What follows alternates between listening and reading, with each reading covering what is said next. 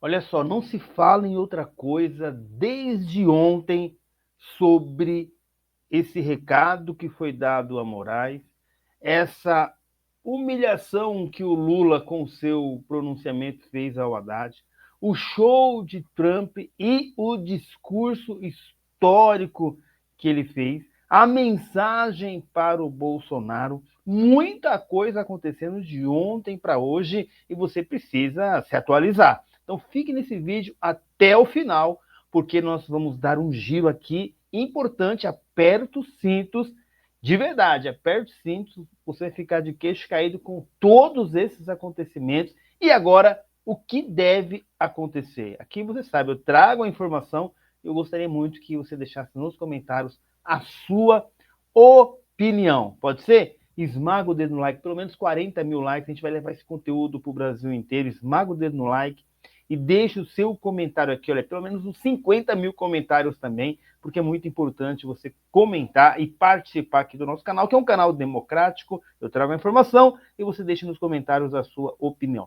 Vem comigo, gente, eu já vou começar com os principais tópicos, tem muita coisa. Eu vou atender já vocês, eu vou trazer essa questão aqui que o Gustavo Gaia fala sobre a humilhação que o Haddad passou. Mas o Lula não perdoou. Daqui a pouco eu falo sobre a questão do Bolsonaro, a mensagem, Trump, Moraes, tem muita coisa aqui. Nicolas Ferreira também, que foi recebido em Washington, tem muita coisa. Mas de cara, eu já trago essa aqui para vocês. Ó. Imperdível, Lula humilha Haddad. Que isso, deputado? Vamos ouvir. Amigo, parceiro debaixo do ônibus, hein, Lula? Bom, pelo menos agora eu posso garantir para vocês que esse assunto, essa celeuma polêmica do Pix está finalmente encerrada. E quem decidiu encerrar de uma vez por todas foi ele, o Lula. E ele basicamente admite que a culpa de tudo foi do governo dele. Bom, como vocês sabem, o Haddad tem passado por muitas humilhações desde que assumiu como ministro da Fazenda, ministro da Economia, depois de ter perdido vergonhosamente contra o Tarcísio na disputa para o governo de São Paulo. Não tinha onde ficar, estava lá desempregado, o Lula trouxe ele, um cara que não entende nada de economia, para ser o ministro da nossa economia. Os resultados a gente está sentindo agora.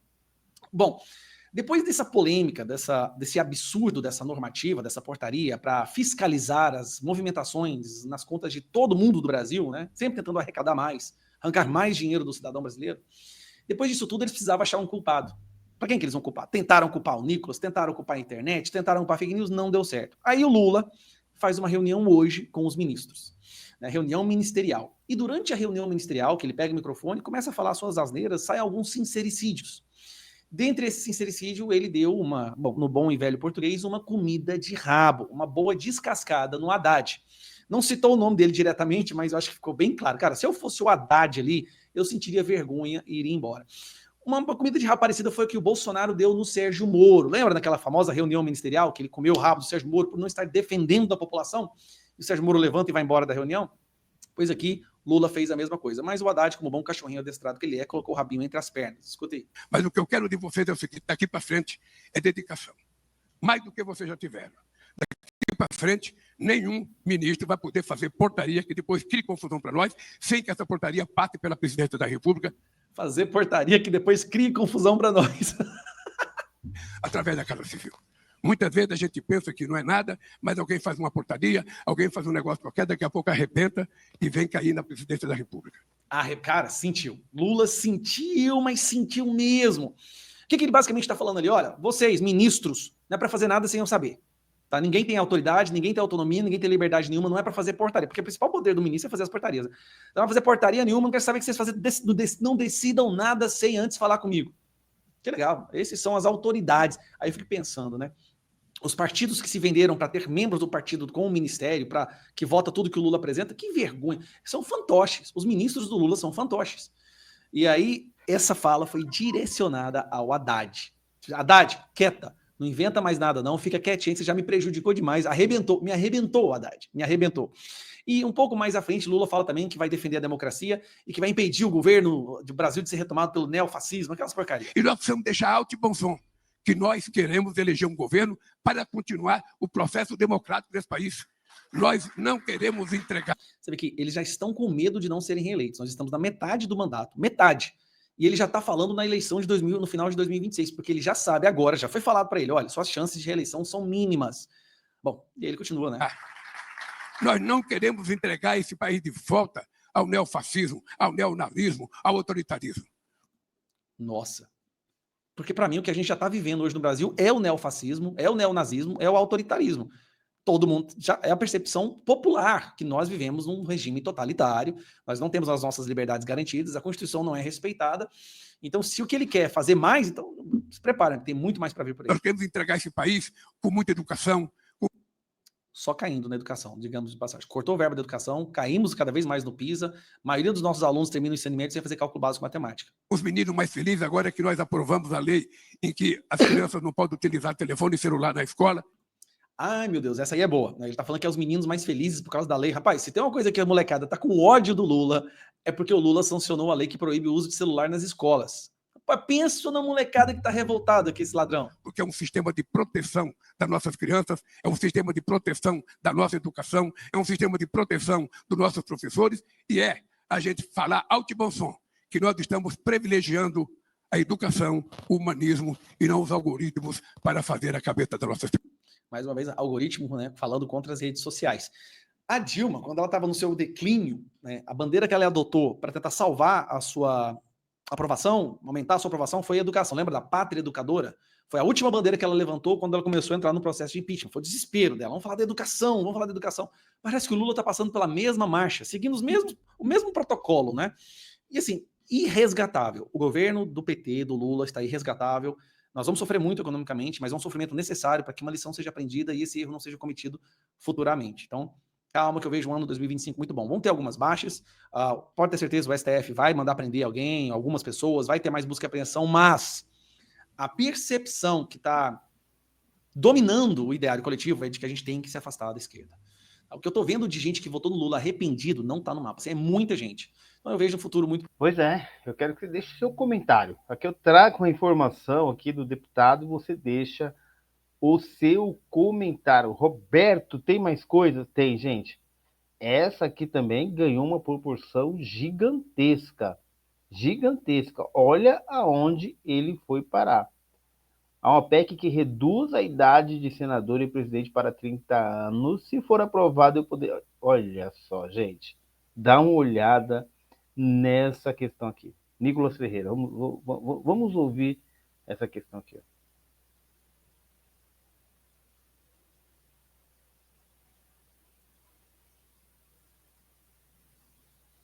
É um desafio muito grande, mas você foi deputado, mas qual que é a sua visão para 2026? O que o Nicolas vai fazer? Você vai querer um novo mandato? Você pensa alçar voos mais altos? O que você pensa? Olha, eu não descarto a possibilidade de governo de Minas.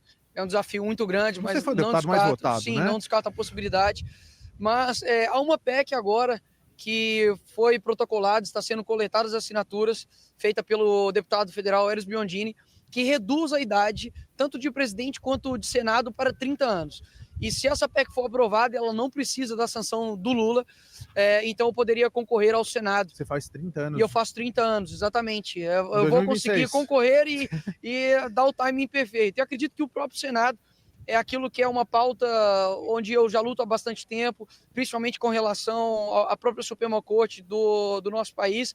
E o Senado é o ponto de reequilíbrio para isso. Ou seja, se o Congresso conceder essa oportunidade, eu não tenho dúvidas que eu vou representar o povo mineiro, como eu acredito que eu já tenho. Qual que é a sua visão? Gente, olha aí, Nicolas Ferreira almejando Senado, governador e até a presidência. E o que você acha disso, hein? Você acha que tem a ver idade? Deixa aqui nos comentários. E agora... E a repercussão do Trump, esse discurso dele, que foi, segundo especialista, maravilhoso. Vamos ver o que aconteceu nessa... Esse ano de 2025 vai ser, com a maior absoluta certeza, um dos mais empolgantes, um dos mais interessantes e mais esperançosos da nossa geração. Eu estou grato de estar vivo para ver o que está acontecendo, por testemunhar isso. Eu acabei de assistir o discurso de posse do Donald Trump, onde ele se torna oficialmente o 47º presidente dos Estados Unidos, e eu anotei os principais pontos do discurso dele. sinceramente, eu vou te falar que todas as forças malignas do mundo agora estão assustadas, estão preocupados, e o que nós estamos vendo de pessoas pulando para o barco do Donald Trump, para o barco da direita, do conservadorismo no mundo, nunca se viu antes.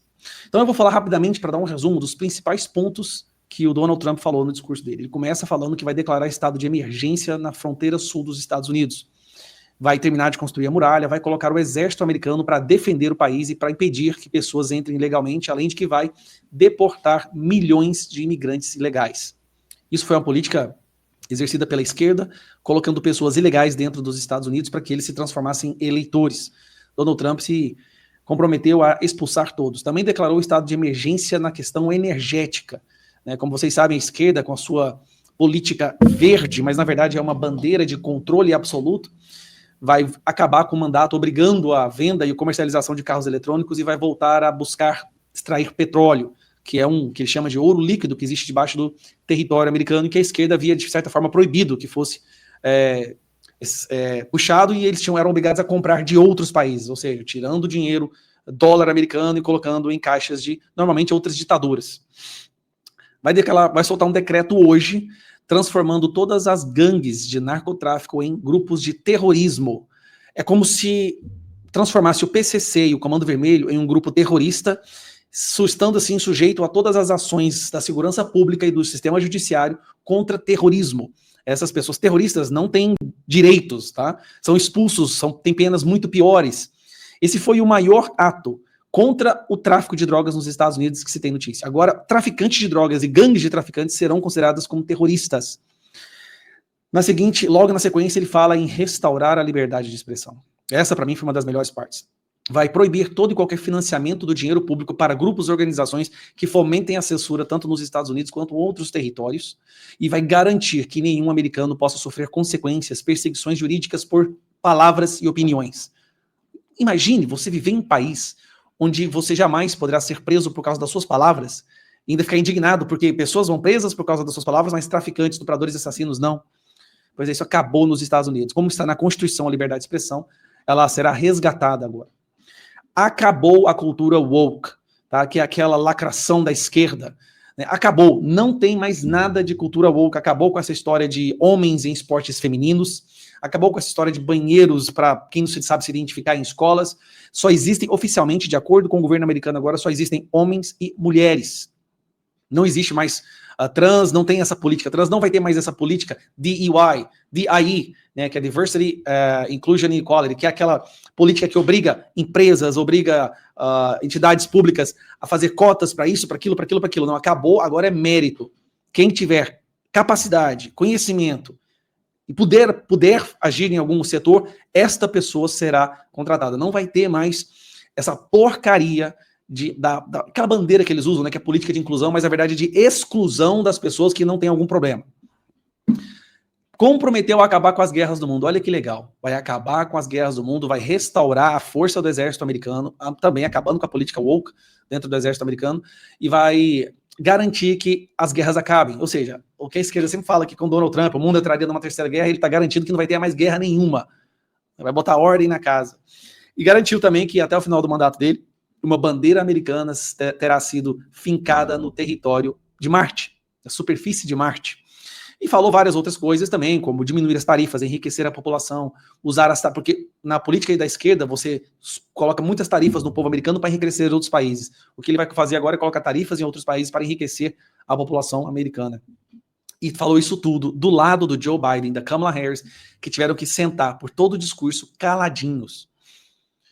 Olha, eu vou te falar, nós estamos testemunhando uma mudança de ventos, como nunca antes. Eu vou ser sincero, já teve momentos que eu achava que a violência da narrativa e do sequestro da esquerda, o sequestro ideológico já era irreversível, que nos restava apenas tentar desacelerar esse processo para que talvez os nossos filhos e netos pudessem usufruir de um pouco de liberdade. Hoje eu acredito que é possível reverter. Nós estamos vendo Argentina, El Salvador, Itália, o Canadá vai acontecer isso também dentro dos próximos meses, Estados Unidos, países de extrema significância na geopolítica, agora percebendo que o caminho certo é se afastar da esquerda. Eu não vou nem dizer que está todo mundo para a direita, não. Tá? Então, vários grupos ainda, que não há uma congruência de 100% em tudo que se pensam esses grupos, mas há uma percepção cada vez maior no mundo de que se deve afastar da esquerda, se deve afastar do progressismo e voltar a reinar o bom senso. Então, essa é um breve resumo. Bom, deixa aí os seus comentários, você concorda aí com o deputado ou não? E ainda tem agora uma reportagem também muito boa, que eu separei aqui para vocês, que do Constantino, não é? Ainda sobre esse tema do Trump. Olha só que forte, gente, dá uma olhada. Consta, muito boa tarde, é um prazer tê-lo conosco em um dia tão especial como hoje. Seu comentário sobre o discurso de posse de Trump e agora esta fala do presidente, agora sim, presidente empossado dos Estados Unidos. Qual sua análise sobre esses dois discursos? Boa tarde, Consta. Boa tarde, Carlo Cauti, boa tarde a toda a nossa incrível audiência aí da Oeste. Veja, eu vou priorizar aqui o primeiro discurso oficial, esse foi um discurso mais descolado, informal, ele considerou até melhor, mas eu acho que o primeiro discurso oficial foi brilhante e merece a atenção maior aqui da minha primeira análise nesse dia glorioso, né? Eu tenho chamado esse discurso, até o próprio presidente Trump também colocou dessa forma, como o resgate do bom senso. É como se alguém tivesse chegado lá e falado: a grama é verde, o céu é azul. E isso parece pouco, mas não é. Como dizia Nelson Rodrigues, às vezes é preciso de um profeta para dizer o óbvio, né?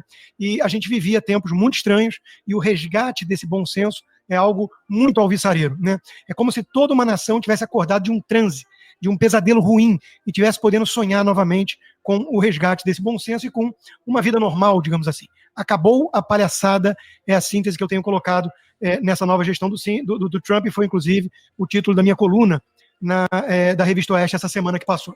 Começa, segundo diz o Trump, a era de ouro. O que isso significa? Para mim, ele está vindo com um claro senso de propósito. Ele disse isso com todas as letras. Deus me salvou para que eu fizesse a América grande novamente. É um americano, eleito por americanos, governando uma nação americana e priorizando os interesses da América.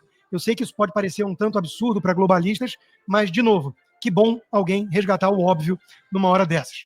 Liberdade de expressão vai voltar a ser priorizada contra a censura. A república vai valer em vez da instrumentalização do Estado para perseguir adversários políticos. A meritocracia, e ele menciona o dia de hoje, o feriado de Martin Luther King, que o sonho de Martin Luther King de viver numa nação em que os seus filhos fossem julgados pelo seu caráter e não pela cor da sua pele, isso volta a valer contra a agenda insana woke. O petróleo, drill, baby, we're gonna drill. O petróleo vai voltar, o ouro líquido que temos debaixo do solo vai voltar a alimentar a prosperidade industrial americana contra uma agenda de ecoterrorismo ideológica. Vamos ter o império da lei, a defesa dos americanos contra criminosos, inclusive mandados de outros países, inclusive declarou os cartéis mexicanos grupos terroristas e vai mandar tropas para a fronteira no sul. Na questão geopolítica, Cauti, é a obtenção da paz relativa pelo uso da força, da liderança que tem uma ameaça crível do uso da maior potência militar do planeta para intimidar os inimigos do Ocidente. E, claro, resgate da ciência, né? Uma nação que enxerga apenas dois gêneros, existe apenas homem e mulher, e uma nação sob Deus. Não temos medo de voltar a dizer que a inspiração toda do legado judaico-cristão ocidental, ela vem de Deus.